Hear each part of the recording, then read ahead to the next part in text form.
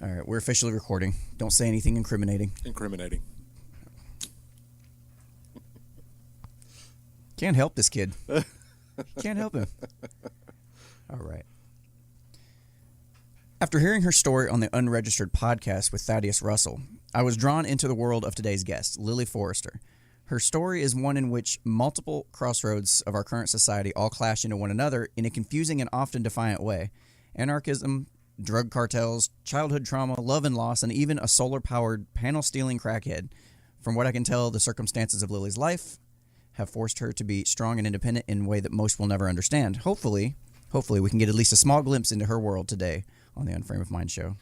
You're listening to the Unframe of Mind show, the place to have the most mind-stretching, unprotected, intellectual intercourse of your life. Your hosts battle the forces of evil by lobbing fiery balls of truth, reason, and evidence over safe room walls. Are you still talking? Because I can't hear you. All right, so welcome back to the show. Welcome to the Unframe of Mind show. I'm your host, Daniel Wagner. Hey, Anthony Treyway. And this is the place where we have uncomfortable conversations without a condom. And today we have a special guest on, named by the name of Lily Forrester, or your artist name is Lily Divine, yes? Yeah, I go by many things, but Lily Divine is what I used to be called on Steemit, and that's what most people knew me as, other than Lily Forrester, which was a Facebook name. Facebook name. So I'm assuming none of those are your real name? None of them are my real name. Nice. And I've been advised to take on another fake name, so yeah, that's life sometimes. Oh, I totally understand given your situation. So just I mentioned in the intro something about a solar-powered panel-stealing crackhead. There was something that I had heard on one of the other podcasts I was listening to in one of your interviews, and I thought it'd be an interesting story to maybe a good jumping-off point to start letting people in our audience kind of get to know you a little bit better as far as where you've come from and where you're going in this ocean of chaos, if you will. Well, that story happened in Cleveland, Ohio. We were living off the grid, and we were farming government land illegally. And we had like about a good year and a half there. I moved in there in the middle of winter, which was like the worst winter Ohio had experienced in like 100 years. It was awful. And I had no idea how to swing an axe or use a chainsaw, and I had to do all of that to survive out of nowhere. But I managed. And we did our farm, and the following winter we were going through the same thing, but we were moving to a house that was technically a squat, but it was taken care of by somebody that we were friends with. So we moved our solar panels over there. We built a frickin' rocket stove in the middle of January in sub-zero temperatures, and then we were told that we couldn't live there anymore. So rather than face possible police showing up and removing us, we decided to move out of there. And in the process of that, basically a crackhead who had been friends with that neighbor knew we had solar panels, and while we were sleeping, stole them. And it was ridiculous because his shoes were the only tracks in the backyard up until we had walked through there, yet he still claimed it wasn't him, and they believed him. So I think it was kind of something they all did together. Oh, good. But yeah, that was what held us back from going to Detroit, because our original plan was to move to Detroit in like a couple weeks from then. We were going to pack up all of our stuff and go to the D, and then once we didn't have solar power, well, like moving to a squat in the middle of the urban hood where we had nobody to help us was basically like pretty much the worst idea that we could have come up with. So we essentially stayed with family and laid low for a couple of months while we made money and got to a point where we could actually move to Detroit. So basically, from what I understand, a number of the activities that you do, they do tend to be considered illegal according to the state, but according to anarchic principles and even the non-aggression principle, you guys aren't really hurting anyone. You're not doing, there's no victim in what you're doing. You're doing stuff like, growing pot, selling, that kind of thing. Even more like simple than that, like, part of the reason why we had to leave Cleveland in the huff that we did was due to the fact that the city of Cleveland declared our house unfit for human habitation because of the fact that we weren't connected to any utilities. We didn't have water, we didn't have gas, and we didn't have power, but we had all of those things. Well, we had firewood, and we had, water that we were collecting from the sky, and we were buying drinking water, and but they just considered it unfit. So it's actually illegal to live off grid unless you go through all of their bullshit in Cleveland specifically. So yeah, I have heard that. It's been like all sorts of little simple things, not even like the more illegal things like growing pot. Like I've reached resistance pretty much every step of the way. No, I have heard that quite a bit from different people, that if you try to live off the grid, if you try to make yourself self-sustaining, that Big Daddy government really doesn't like that too much. They like to be able to keep tabs on you just a little bit, even if it's just, you have a water bill, for example. It's like as soon as you try to get off grid and you try to start, coming up with your own power and coming up with your own, way of feeding yourself and watering yourself, it's like automatically there's like suspicion cast down upon you, like you're doing something wrong, you're some kind of bad people, there's something, something wrong with you in some way. I understand it inherently from just based on my studies into the topic, but it's like, it blows my mind that in some places you're not even allowed to collect rainwater, like in California, for example. Yeah, it's like the sewer company in Cleveland will charge you a tax if you collect rainwater for the fact that like your water is no longer going into the public sewer system. That's crazy. And that was told to us by the chief of police, because like we had to chase the water people off. They tried to install a smart meter on our house when we lived there, but the thing was like we didn't have water connection, and that house hadn't been connected to the water in 10 years. Oh. So we chased them off, and they brought the police in response, and the police like was pretty much on our side for once, and the cop was just like, he's like, well, how do you get water? And we explained it and just like pointed out the tanks, which you could clearly see without going on the property. And he was like, oh, that's smart, but be careful, because the sewer people will probably fine you for the fact that you're not having your rainwater go into the sewers. That makes no sense to me. Well, I guess my question is, living off the grid, has that been by choice this whole time throughout your life, something you've always wanted to do? It was something like my dad like romanticized as a kid. He talked about us going and like doing essentially the schooly life or something like that, or living off grid in one way or another, doing a survivalist thing. I'm sorry. Sorry to interrupt. You said what kind of life? Like the survivalist life. So like, that was always pushed as a pro thing in my childhood. And then like when I met John, he was like, check out Earthships, and Earthships are just a fancy way to live off grid. And we were just like, okay, well, we want that. And yeah, it was one of those things where, especially John, like he had always wanted solar panels, and he bought those solar panels with Bitcoin, and I remember how excited he was over it. It was only like 300 watts of solar or something small, because we were using the generator for the grow at that house. Right. But so you just, yeah, it was. You just mentioned John, and our audience isn't yet familiar with John and his story. I know this is more of the climactic part of your year for this year, it seems like you're more comfortable talking about it at this point. But I was just wondering if you could give us a little more detail on that, as far as who John was, what's happened to John, that kind of thing. Well, I can't hear myself. That's weird. Oh. Yeah, no, it's fine. We'll cut that out. So how did you and John meet? Let's kind of back this up to the actual beginning. How did you guys meet? Well, we met in college. We both went to college together, and I was president of Students for Sensible Drug Policy. That was my pretty much only foray into politics. And he came to one of the meetings, and he introduced himself, and he was like, hi, I'm a victim of the drug war. I just got out of prison for growing weed.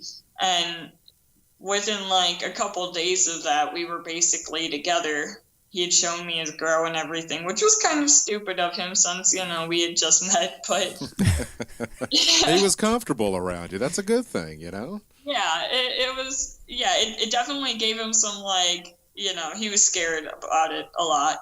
Most women, like when things go wrong in a relationship, if they know something illegal about the guy, they're going to go to the cops. Whereas like, I wowould have never done that. And I never did, clearly, but we stayed together. But even if we had broken up, I would have just disappeared from his life and never did that, because I know better.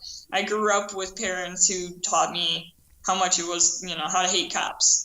And then, we met in college, and then we essentially, meshed together then and stayed together for years and years, and eventually got arrested together and went on the run together. And kind of like your typical Bonnie and Clyde That's story. exactly what I was going to say. I'm sure it was pretty much that situation. It was like a modern-day version in a lot of ways. I thought that when I heard your story on another podcast. That's what just kind of came to me. And it just kind of became that story that I had in my head of Bonnie and Clyde. You know what's funny is I'm going to have to go back and look at old Bonnie and Clyde videos as an anarchist through that particular lens and see if they're still see if they're now innocent in my mind. Yeah. I don't know. That would be interesting. There's a lot of things I've gone back and listened to and watched recently that it's been wow. That's the way I used to think, huh? Right. It is a different kind of way of thinking, and it's interesting when you talk to people that are still, I guess, in the matrix, so to speak, that haven't quite recognized it for what it is, at least from our perspective. I mean, we might be totally wrong. I mean, that I don't want to discount that. I mean, we might be completely off base, and maybe everybody else is the sane ones. But I guess from an anarchic perspective, what are some of the things? I don't want to go into that just yet, but. Let me take it back to when you were talking about John. You talking about you met him in college, and you had it seems like an ironic position at your college considering where you're at now, and then exactly you got so you guys have been arrested together and that kind of thing. I didn't want to interrupt your story, so let's just continue that thread before we go on to more of the ideological stuff. Well, when we got arrested, we had a choice. It was either to go to jail and get probation, or actually go to prison and get probation, or it was to go to Mexico. We had already followed Jeff Berwick for years. We already wanted to go to Acapulco the first year it happened, and we didn't. We didn't make it there. Mm-hmm. But we decided, fuck it, we're just going to go to Mexico. We're going to start over. We'll use Bitcoin for banking. We'll just figure it the fuck out. And we made I love that. I love that. Like that spirit, just in and of itself, is amazing. I love that. I kind of knew when I was in jail. I just remember sitting there, why didn't we move out of the country? Because we had 130 Bitcoin at a point when Bitcoin was worth $100 or less. We had a lot of Bitcoin. If we would have left the country, it would have gone up in enough time to where we would have been fine. Mm-hmm. But we spent it all trying to survive in the United States, and we lost our asses for it. But we just made the decision, and we told our family we were going. They told us we were nuts, but that we could do what we wanted. And then we went to Detroit, and we stayed there for 6 weeks. And everybody there told us we were fucking insane and that we weren't going to make it. And then we got to Oregon, and we told the people we were living with, and they all told us we weren't going to make it. And we thought we weren't going to make it several times. We had a truck that blew its engine in Grants Pass and had to buy a new truck, and that managed to get us all the way to the border and over the border, where we basically got fucking lucky. We went on a Friday night, and that was almost 4 years ago. That was in the beginning of February. February 5th is the day that we crossed, and then the whole goal was to get to Acapulco by Anarcapulco and by my birthday, which was during Anarcapulco that year, if I remember correctly. And we managed to make it 5 or 6 days early with the help of our friend. And it was just it was the craziest journey of my life. And then my life in Acapulco after that was a whole different sort of journey. We moved up on top of the mountain. We essentially became part of the community. We built our own community. We farmed. We got involved with the people in Acapulco. Everywhere we went, we were being waved at. We weren't hated. And that all kind of came to a screeching halt last year, or this past year in February 1st, when we got shot up. And it was after 6 fucking months of threats. I was thinking about it today, a year ago is when the threats from that guy who's caused the murder started. And it was mostly related to the fact that John had insulted him, because John was a little bit brutally honest sometimes, and some people couldn't handle it, and he decided to be brutally honest to the wrong person who, you know, flew off the handle and had him. This one of the locals in the area that you guys encountered? This wasn't even a local. This was an American. This was an American that came to the community. He was ex-military, ex-army, and he had severe PTSD issues and drug addiction issues, and John made the mistake of trying to help him. I even warned him before we moved in, like, are you sure you want to help this guy? He doesn't want to help himself. And, well, John told me I was right a couple weeks before the murder. He's like, I'm sorry I ever brought him into our lives. Yeah, I can't tell you the amount of times that I've experienced that. Just, you know, people in your life try to help somebody else, and you're standing on the outside going, man, this person clearly doesn't want to help themselves. What are you doing? Yeah. Well, yeah, exactly. So that's the one thing I've learned out of all of this is it's not my job to fix other people. It's like my job is to make my own life good and to be happy, and that's what I focused on. Absolutely. But I couldn't agree more. At the time of the murder, I wasn't really sure what had happened. Like, it was, you know, we were eating lunch and the murder happened, and then we went into hiding, and there were a lot of rumors flying about. Paul had spent like several months, that's the guy who caused the murder, he had spent like several months like slandering us on Steemit and stories saying that he was like, you know, he was selling coke. That was part of the reason we kicked him out of our house. And he blamed it all on us, said we were the masterminds. We told him to sell it for us. But he had no proof of it other than his own words. And he went and he told some people that hated us, and those people had some credit. And I went silent after the murder for a while, so there were a lot of rumors flying around. A lot of people were saying it was because John was selling coke. I thought it was a cartel hit because of that, because Paul had said, he said that he gave them coordinates of our house and like a map of our house, like a hand-drawn map of our house that they needed to get in, and like, you know, gave them our schedule and told them it was us and that they were, you know, that they were coming for us. So we had to like go through the holiday season and through the new year and everything with him constantly being like, they're coming for you, they're coming for you. And then when the murder happened, I was like, oh fuck, they came for us.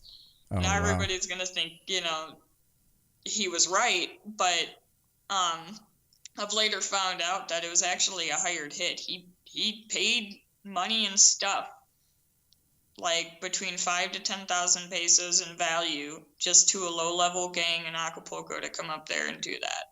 So I know this, I don't know if you want to answer this question or not, but what was the altercation between this other gentleman, and John that led to ultimately, you know, him being murdered? What was it about? Was it drugs? It was like John questioned his being, because like he claimed to be an anarchist, he claimed to be with the non-aggression principle, but all of his actions were showing different. Every time he got mad at anybody, he threatened to kill them or have them killed, and it was like, that's not how you deal with conflicts. No, not at all. And we were trying to help him like see past that, like, dude, because we just thought he was stuck in a war zone mindset. So we were like basically trying to be his friends, like, you're not in a war anymore. Stop treating this like a war. Start living your life. You know, get your shit together. We'll help you. We were giving him money. We took care of him. I fed him for months. And it was just like, part of it was that. And part of it was he admitted in one of his posts, a post where he said he was going to find me a new boyfriend, because his other big thing was that John was abusive to me, which he wasn't. We didn't have a great relationship, but he wasn't abusive. And he mentioned in one of them, like, part of the reason why he came to Acapulco was because he had saw a post that, quote, made him think I was hot.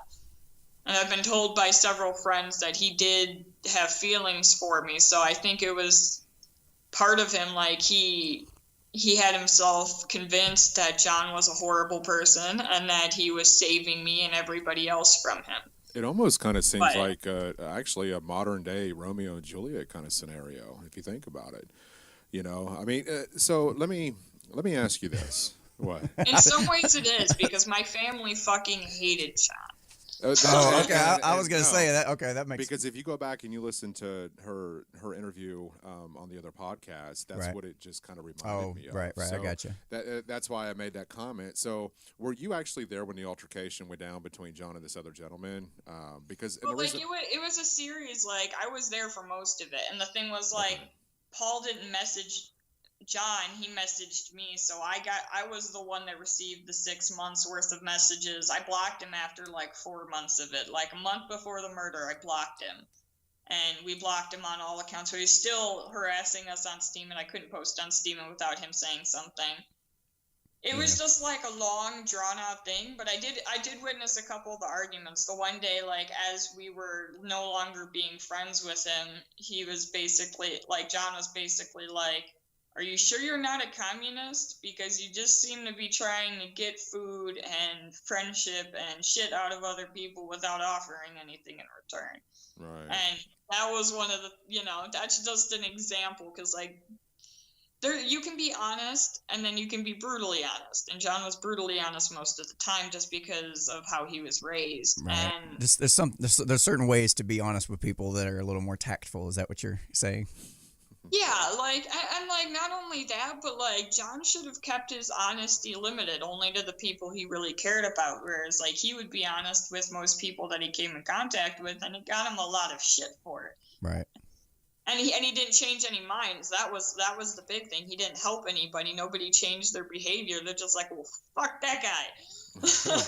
Man, see, I can kind of see both. I'm not saying I agree with both sides of your story here, but from his perspective too, I'm almost wondering. You hear about all these undiagnosed and untreated PTSD military victims that come home from these terrible wars and shit, and they're out there trying to live in society, and their minds are not right. And then you guys kind of entered the picture and we're trying to help him see that, but you guys aren't like certified or set up in any way to do that in a professional level. So he wasn't, he was getting help certainly, but not the help he needed, perhaps. The mental health, he wasn't getting the mental health. In his mind, talking about that. We talked about like this topic before the murder happened, was basically like, we should have known better. We should have known that because like, for one, like, our relationship wasn't in a great state. Our life wasn't in a great state. So like, who are we to be helping people, telling them how to live? And then beyond that, like, that's true. We should have recognized, why did we try and help like the hardest type of people out there to help? Right. Like, who's harder to help out there than a guy with PTSD and drug addiction and like been in the war and shit? Like, I can't think of anybody who's going to be, more of a lost cause than that in some regards, especially when you compound it with his childhood, which he told us about. Like, we should have known better. Yeah, I mean, it's definitely a lesson learned, and I'm terribly sorry that you had to learn it the way you had to learn it. But I mean, I guess from this point forward, it seems like you've learned a lot from this particular situation and among sequence of events. The sequence of events, yeah. And it seems like you're going to be a lot more open-minded moving forward. Is that fair to say? Yeah, it's one of those things where like open-minded but closed mouth, just because like, honestly, it's just not worth it. It's not up to me to save the world. It's not up to me to save other people. I'm just trying to build my family and community of people I can tolerate, and fuck it. Like, no, he saw too big picture, especially with the Acapulco thing and everything. Like, that was an amazing project. I'm glad I worked on it. But if there's one thing I learned, it's that you can't get people to do other shit most of the time. Like, I don't want to let this. I don't want to let this go unaddressed, but so far in this episode, we haven't mentioned John's last name or what his pseudonym, John Galton, which for anybody that's familiar with Atlas Shrugged, it seems hugely ironic that he was as brutally honest with people and trying to help people as much as he was, given the character that John Galt was in Atlas Shrugged. It just seems like two separate. There's a couple multifaceted parts about that name. For one, he used to go by John Galt. When we lived in Cleveland, he went by John Galt. And then when we went on the run, he was like, well, I'll pick a new fake name, John Galton. And he found out when he Googled that the Galtons were related to the Rothschilds or something in some way or another. So like, they're powerful people. So he actually took on like a pretty powerful fake last name.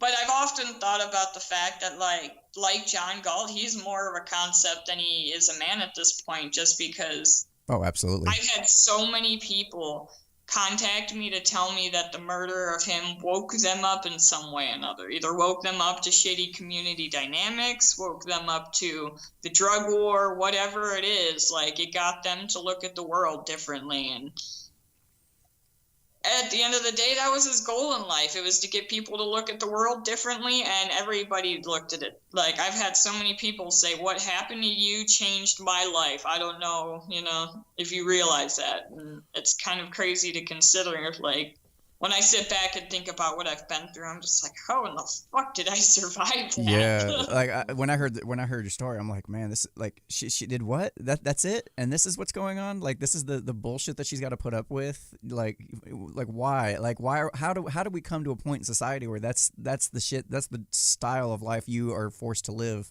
and you're kind of forced into hiding, and you got to move out of country to, I'm sure you don't have anything against the U.S. itself. It's just, you can't be you here necessarily, not without a lot of trouble from the law and getting harassed by different government entities and that kind of thing.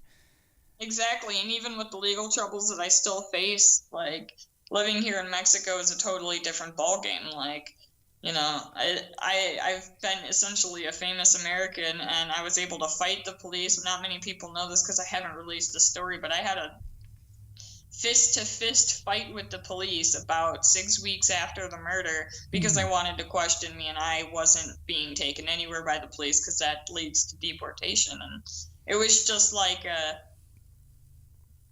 just a crazy fucking thing to go through, all related to the state. All of my concerns have been related to the state. It's just like, wow. So let me kind of ask you this: shortly after his death, how did it affect you and change your life? And the reason why I'm asking that is because a part of this show, we like to tap into the human side of things, the human element of how people react and how they kind of overcome certain situations. And I guess in this case, his death. So how did that change your life? Well, I didn't just have the death. I had the murder, rather, but I had the total loss of everything that we had worked towards in the last 3 years, including our dogs. Oh, wow. I did the math the other day. The cops stole about, between my vehicles, my solar panel off-grid setup, and everything, the police stole about $70,000 US worth of shit from me. Wait, the cops confiscated all your stuff too? On top of all this? They stole everything. They emptied the house out as evidence, and then they knew they had me by the balls because I couldn't essentially fight for my stuff back, really. And yeah, they kept everything. They stole my dogs. They stole everything. Wow. And so I just went to, like, all I had on me was, like, the clothes I was wearing and my cell phone, and I didn't even have the charger for it. Like, it was just... So it was one of those things where I just ended up with nothing out of nowhere, and I didn't know how to handle it for a while. It was basically the first couple months were spent surviving.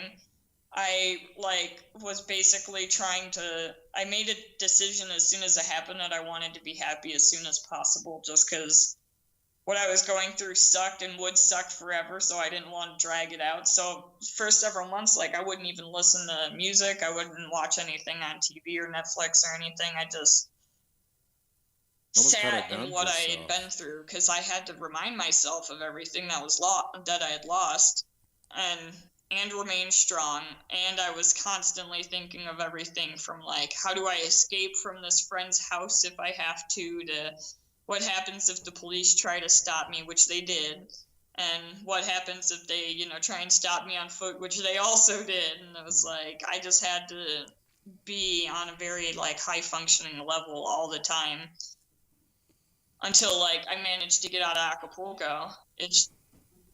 What was that? Oh, I didn't say anything. No.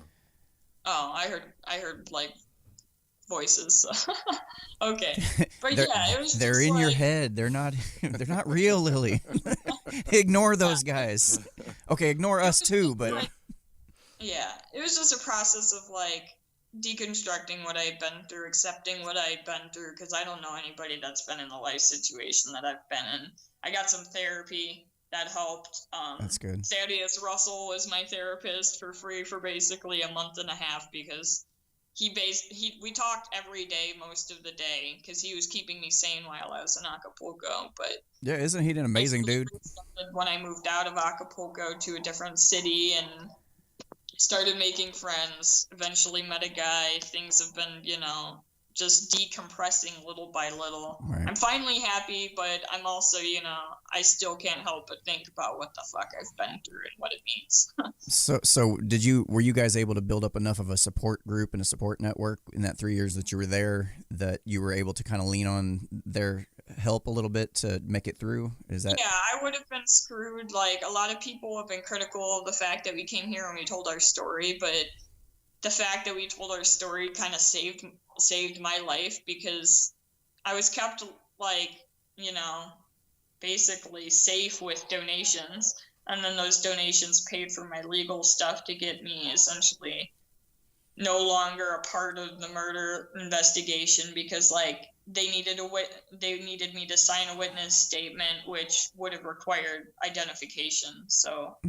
that was just a dicey situation all around. But between, like, I had people close by, like I had Henza, who took care of me and in many ways still does, and then I had, like, people far away that were taking care of me by sending money, or emotionally. I've got, like, probably 10 people that check in and did check in on a regular basis, people that were sending me news stories, people that were giving me refuge in their homes, because, like, I faced the problem that, like, for every person trying to help me, there was somebody kind of against me or scared of me or both. And, like, I had people telling me that I wasn't welcome in their home because I was a security concern, when all I was doing was sitting there and crocheting and talking to people. It was kind of sad to see how, like, some of the anarchist community responded to tragedy. They were just like, "Whoa, we don't want that to happen to us. Keep away," type of thing. Yeah, a lot of people are scared and they're afraid to open themselves up to stuff like that. I can kind of understand their situation too. Given. Yeah, I don't blame them. Like, in some ways, like, the only like, we had been refused help by a lot of people. Like, when we put out that live video that was pretty famous of me, like, freaking the fuck out. Yeah, I did. So many people were like, "No, I won't come up there. I'm sorry, I can't." It was just like, I don't blame you. I wouldn't want to come up here either. Yeah. So for our audience that is watching this, you are currently in a undisclosed location. Now, is this the same location in where John was killed, or have you moved to another location? Well, the thing about where John was killed, and part of our mistake, and part of why I keep my location private now, is we weren't private about our location. People knew where we lived. You could easily figure out where we lived just based off of our view pictures of Acapulco. Right. That was where it happened. It happened, like, right at the gate, and then, like, I fled that house pretty much for good. I went back for my cat because I knew that the cops probably didn't catch her, and I was right because I still have her. But yeah, I pretty much fled that house, and then I, like, hid out in Acapulco for a while, and then I just decided, because I was afraid to leave. I was afraid I wouldn't like it somewhere else. I had somewhat artificially attached myself to what Acapulco was for me. Ideologically? Yeah, ideologically. I thought there was nowhere better. And as soon as I got out of Acapulco, the thing I realized is it's the second most police-statey town in the entire country of Mexico that I've seen so far. The only place that has more cops than Acapulco is Mexico City, and I hate Mexico City. Right. So it's like, Acapulco is actually the murder capital for Mexico, if I'm not mistaken, or at least from what I've read. It has been in the past. The thing is, like, we're realizing that places like Puerto Vallarta and Cancun are fudging their numbers and lying and saying that they have lower crime rates than they actually do. So it's hard to say where, but, like, from you're what telling I can me, tell, sorry to interrupt, you're telling me a government is not putting out accurate numbers about their statistics? You're kidding me. No. I've never heard of this before. Never. Yeah, and I mean, there's murder all over Mexico. There's problems all over here, but, like, it is easier to avoid in certain places. Like, there are a lot more people looking for opportunity in Acapulco. Now that I'm here, like, I realize people do look at you a little differently and treat you a little differently. It's just like, Why did we keep ourselves there for so long? Do you sometimes miss the States? I mean, being here. I miss people. You miss like people certain here. people, Yeah. and that's it. Like I've got like less than 10 people in Ohio that I would transplant here if I could. Right. And I miss mulberry trees in Ohio, and I miss Detroit a little bit. But other than that, like I don't miss being in the United States. I don't miss the culture. I don't miss like how people deal with each other. Yeah, it seems like especially here recently with the political divide and basically everything divide that we keep seeing. Yeah, I'm so glad I left before Trump, because like I was just in Acapulco like Trump or Hillary, and I'm like, I don't care, it doesn't matter. Right. Yeah, it reminds me. The lesser of the two evils is basically what we had to choose from. Yeah, it reminds me when I went to one of these rallies that was local, and I show up and I'm trying to figure out where to go, and there's police presence everywhere, and they're cutting off all the streets, and they got everybody in these little groups, and one of the cops stopped me and asked me point blank, which side are you on? I'm like, I'm not really on a side. I don't play that game. I'm here just as an observer, but there was nowhere for just observers to go. So I was like, what the hell, man? It's ridiculous. And ironically enough, one of the things I noticed from that particular event is the one side was screaming out, or they were chanting, "Whose streets? Our streets. Whose streets? Our streets." Meanwhile, they're actually on the sidewalk. The other side is on the other sidewalk, and who was in the streets? The state. Police. The state was in the streets. That's whose streets these are, guys. Yeah. Come on, open your eyes. Nobody sees the irony there. So fast forward to today, you obviously seem to be in a much better mental state than you were, say, at the beginning of this year. And when I asked you how things have been for you leading up to this point, kind of give our audience a little bit of a background how life has changed or evolved for you to present day. I mean, do you still feel comfortable going out? Do you feel like you have to hide yourself as much? Have you made more friends? Kind of give us just a day in the life of Lily, currently in present day. Well, I always consider what could happen when I go out, because I've moved to a town where there's only a couple of cops here and there, but there's still cops. They still happen. Right. Sorry, that was my the cops are still a thing here, but it's less of a concern, partially because they don't know me. The problem with Acapulco is the cops all there knew me. They knew us from years of us running from them in police chases. They knew me from the murder. They knew me from running from them after the murder. Right. So it made me a little bit of a target, and it was hard to deal with. But yeah, my life is pretty simple now. I wake up early because I'm still on the carnivore diet and I'm in ketosis. So I wake up early. I do online work. I work for Homestead Guru and Smart Cash currently, and I do my own little crafting projects here and there.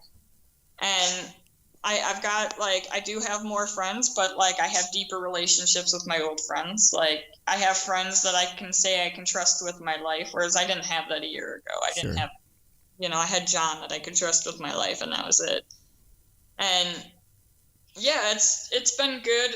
I went to therapy, and that allowed me to start opening up to more people, and I did end up meeting a guy who's coincidentally from 2.5 hours away, and also he happens to be the tallest Mexican I think I've ever seen. Because if anybody, so he's 5.5 feet tall. Been to Mexico, they know everybody here is short as fuck, unless they have some alternative genes, Irish genes or something in it. That's why people ask me if I. Yeah, I ended up meeting him, and he's actually the one who gave me the dog that keeps photobombing this dog. It's a cute dog. Yeah. Yeah, and that dog turned out to be the best dog I've ever had. I miss Rebel, but Rebel was extremely hard to deal with. He was very neurotic. He was a wolf dog, husky, pit bull mix, so he had all three neurotic breeds bundled into one, and he was a basket case. And he lived up to his name. Pretty much. Yeah, whereas this dog, his name's Renegade, but he's way more chill, and he's a Pyrenees St. Bernard mix. I think something like that, but he I had the beautiful experience of picking him out from the litter, spending a week at the house where he was at, and getting to know him before I took him home. So when I took him home, it wasn't a holy shit experience for him. Right. It's been easy. The person I'm dating, the nice thing about him is, due to the difference in Mexican culture, he's not at all like John was. He's very honest, but he's not brutally honest. And he's very calm and very patient and doesn't really give a shit about trying to fix other people or, tell other people what to do. And which is weird because he's the same age, but I think it's a difference in family. Because when I saw the dynamic of him with his parents, specifically him with his dad, it was like, okay, so yeah, a father is definitely present in a young boy's life for him to turn out a whole human being. Because most of the people in the U.S., especially the fatherless people, are fucking basket cases. Yeah, it makes a huge difference. Difference of culture saved my ass. That's a good line right there. Difference of culture saved my ass. Just from different things that I've read from media outlets such as the New York Times, Washington Post, about the story between you and John, and of course what happened. You just seem like mentally you are just in a so much better place. I mean, you really do. And just in the short time that I've gotten to talk to you or just listen to you, it seems like you're doing really well for yourself. So, I mean, it's good to hear that everything that you've gone through up until this point, you seem to be doing a lot better. So I just wanted to point that out. And I mean, I feel like I'm doing a lot better. Life is a lot, like, there's very little, like, my stresses right now are financial and some legal stresses. Right. But, I think most people kind of deal with financial troubles at least at some point in their lives, and sure. I can't really complain. That's everybody with financial. But yeah, I wake up most days and I'm happy. I still have my moments, especially like I'll be watching Netflix and I'll see a guy shot in the way John was shot, and then my mind will go dark places. But I don't stay dark places on purpose. Part of it was like, I figured since he died young, I wasn't going to just like throw my life away wallowing in sadness because he died. I think sure. If there's a ghost world and he can see me, I think he would have been really pissed if I did that. Whereas I just decided to survive, make it through it, and then make my life good. And so far, things seem to just be improving for me instead of getting worse, which is pretty much exactly what I needed. I think I would have started to lose hope if things continued to get worse, but partially with the help of my friends, partially with the dog, I'm making it through this. So one of the things that I know you're into is glass blowing, and I did hear at some point you lost all of that as well. I'm just curious if you've been able to get some of your equipment back, and if you're able to get started back into that just yet, because seems like that's a pretty cool trade. I lost all the equipment as part of this crime scene partially because my lawyer couldn't get the cops to understand that the glass blowing studio was not a drug lab. Oh my God. So like I lost all of that, but I have like the expensive stuff. I have the torch, I have a kiln, I have the tools. I'm just raising money at this point for glass and for gas and for ventilation and a table. And that's really all I need to get started again. So I'm trying to get started in the next month because I'm going to be at Acapulco in February, and I generally sell a lot of glass there. So I'm trying to have as much things as possible, crafts and glass, to sell. Yeah, as soon as you get back up and ready, let me know. I'd like to purchase some of your work just to have it, and if any way it can help you out that way too. Be a way we can help each other in a very open market kind of way. And is there a website we can go to check out? Yeah, that's what I was curious about. I couldn't find anything right offhand. Okay, well, my website it's essentially my blog, and it'll be where I'm posting all my updates. It'll be where I sell things out of. It's highlyfunctionalgrowth.com. Okay. And that's all one word. And yeah, that was started that was something that John and I planned on doing before the murder happened. We were going to start our own blog after Anarcapulco was done. And we never got around to it, clearly. But I decided to make it happen anyway, and I called it Highly Functional Growth because I'm highly functional because I smoke a lot of weed and get a lot done. And the growth thing was just about, going from basically being broken and shattered to trying to be a whole person again. I haven't been as active on it recently, partially just because I've been living my life, so I can't really get too mad at myself for not keeping up on the blog because I've been living, and that's better. Right. But Yeah, that's where I share my stories. It's where I'm gonna have my stuff for sale, and it's gonna be the hub of me, essentially. The hub of me. Well, I'll tell you what, if there's anything that you need help with, or if you have a place people can go to support you in any way, we'd be glad to put out that information. Absolutely. There's a donate to me page on my website. If you just go to highly functional, it'll be one of the menu options. I can't accept PayPal anymore. I need to remove that link that's on my page. Because, well, essentially, like, you have to have a bank account linked to your PayPal to get your money out of it. You can't just send it to another person like I've been doing. So the interesting thing about my legal situation is it's freeing, but it's also like putting me in a sort of financial prison because I can't use the banking system or anything related to it. And that makes getting paid hard because most people aren't into crypto. There are a lot of people in a cryptocurrency. Most people are not in a cryptocurrency. Not yet.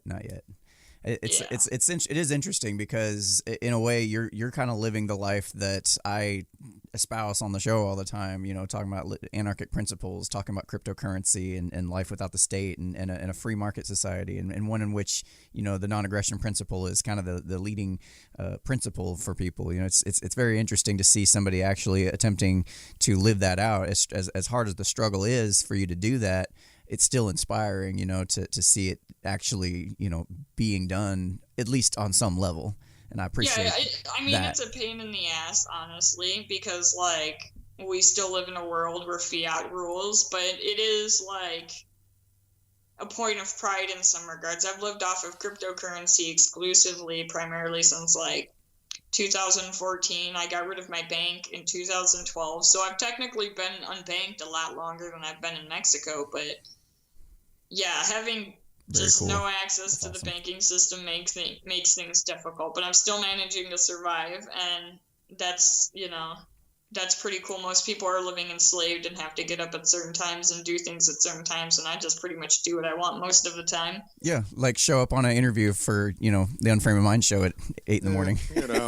Whatever. Yeah, I've believe it or not, I've been up since about 4 this morning. Yeah, same here. I think we all were because we were on Facebook chatting with each other. Yeah, you were up he's up way earlier than I thought too. I think you were surprised I was up that early. I even commented. I said, "Yeah, we're all up." Yeah, so basically, yeah. Listen, I really appreciate you coming on and telling us about your story, and I'd really love some future updates. As your story progresses and as you continue to get more stable in your situation and things continue to progress for you, I'd love to have you on again in the future to keep updated and maybe talk some more about how these principles are being applied in your life. Yeah, things are going to get more interesting and have been getting more interesting. The Stateless Project has essentially switched gears from being just a project about the Acapulco community to being about my life. They've talked to my dad and everything. Now they're going to come here soon and essentially celebrate Day of the Dead with me, which should be intense. That's like very cool. It was always John and my favorite holiday, and it's also supposedly the day when people come back from the dead, which is kind of an interesting thought. I think El Dia de los Muertos is a much better way of representing what we call Halloween here. I think it actually means something when you actually honor your past relatives and friends and family and. Halloween here is such the idea of it. I've always loved the respect that the Mexican people have for people who die. Like when we first moved to Acapulco, there was a woman that was murdered in front of the government building of all places, in our neighborhood, and we didn't understand what had happened until a day into this 9-day party. Apparently, in rural areas, when somebody dies, they have a 9-day party where the living party their asses off and, send them off into the afterlife good, essentially. And, they have just that is such so a different. Respect. Yeah, they have such a respect for death here. I love it because... Yeah, that's really cool. They don't just ignore it. They accept it and they celebrate it and find ways to keep their loved ones alive. Whereas in the U.S., they just bury them and forget about them. Yeah, you got the wake and the funeral and everything sad and dark, and it's like, what's wrong with that and celebrating them, for a 9-day party. That's awesome. That would be really cool. All right. Well, just shifting gears real quick. Yeah. I know that you said you had just a few friends that live here in the States. Is there anybody that you would like to say hello to? You don't have to get last names. Just, is there anybody? I mean, I don't know if you've heard from these people or if you keep in touch with them. Well, the thing is, I talk to these people on a regular basis. Oh, okay. I just can't interface with them, sadly. Yeah, she's not cut off from... That's part of why I'm taking risk by going back to Acapulco next February and speaking. I'll be on the main stage at Acapulco. But the main reason I'm doing it, if I'm totally honest, is so I can go and see people. Because that's the only time of year that all of my anarchist family from the United States, all the ones that, well, not all of them, but most of the ones I really care about, they go to Acapulco, and that's my chance to see them. Okay. Like Amanda Roshwitz, we were talking about that yesterday. She's like, I am so excited you are going. And it's like, well, it's so I can see people. Right. Okay. Maybe one of these days when I can get the funds to go down there, maybe we'll have a chance to meet each other in person sometime. That'd be really cool. Yeah, and Acapulco is pretty expensive. That's part of why we created Anarchifurgo. But yeah, the whole Anarchifurgo thing died with John. Oh, okay, that's understandable. Is there any other questions that you want to ask? No, I didn't know if she was able to talk to anybody, so that's why. It's an understandable question. I mean, given her situation, you just don't know, and that's why. Yeah, especially when you're trying to conceal your identity and you're trying to kind of lay low. I kept out of contact with my family and most of my friends from before I moved to Mexico. I kept out of contact with them until the murder. But it was one of those things. It was almost a source of comfort, contacting old people, telling them I was alive, but I've been through this. Okay. What kind of? I've actually got contact with a couple older people that, I wish one of them being my dad, and I wish I could bring them all here. But I also recognize that most people are definitely afraid to come to Mexico because of what happened to me. I tell my dad to come here, and he's just like, I don't know. Yeah, the whole media shitstorm that goes on around that also doesn't help because it kind of increases the wedge between countries and the fear that we have of each other. So that's definitely not helping either. Yeah, like my dad's under the impression that everybody in Mexico hates Americans because of Trump. But anytime anybody here asks me about Trump, all I got to do is call him a pendejo, which is technically an asshole, but directly translates to pubic hair in Spanish. And when I call him a pendejo, people are just like, okay. Okay. I've never been bothered for being from the States. A couple technical questions I got for you. As far as communications, what are is there any recommended secure channel of communication that you use to remain anonymous and remain low, secure, like Telegram and stuff like that? My favorite, I am on Telegram and I'm on Keybase. My favorite is now a paid app. It's called Wire Private Messaging, but I know a lot of people, including myself, have an account from before they made you pay for it. But that's my favorite in terms of encrypted messaging. But Keybase is good, just a little bit finicky, and then Telegram, I'm on there. But I'm still on Facebook. As weird as that is, because that's how I advertise most things, and I'm still on Instagram, but I just don't tell anybody where I'm at. My main concern is just some concern from the government. Nobody's looking for me. That's part of why I'm willing to go back to Acapulco, is because I know that nobody's going to be the cops might want to harass me, but I know how to deal with the cops there. I just ignore them or fight with them. Right well, on. I've sent you a friend's request on Facebook because I'd like to keep in touch with you and just kind of see how things go for you. And the other technical question is more around cryptocurrency. What kind of cryptocurrencies are you utilizing to maintain, besides Bitcoin?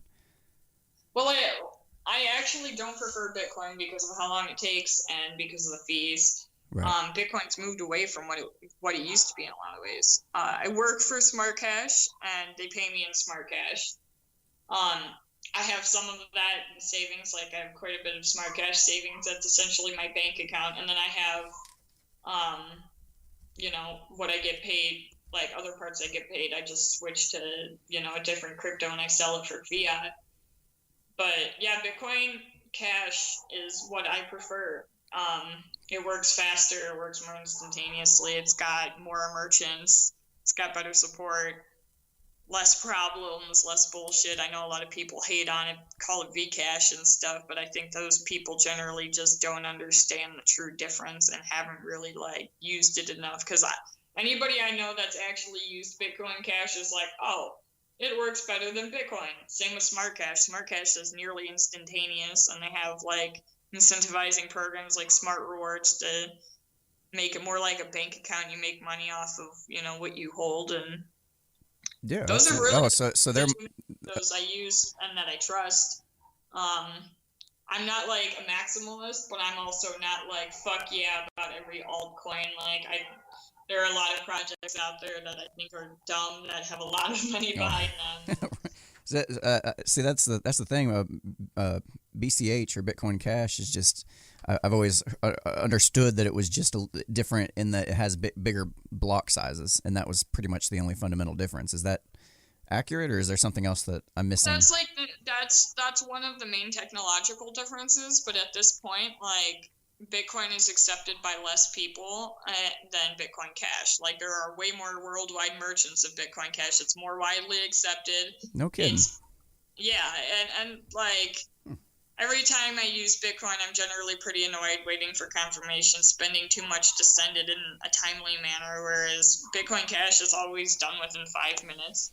Right. So, like, it works like Bitcoin used to. When I got into Bitcoin in 2012, like, it works like Bitcoin Cash does today. And then they have, like, a bunch of other, you know, tools and projects built off of it. There's also local Bitcoin Cash, which is, like,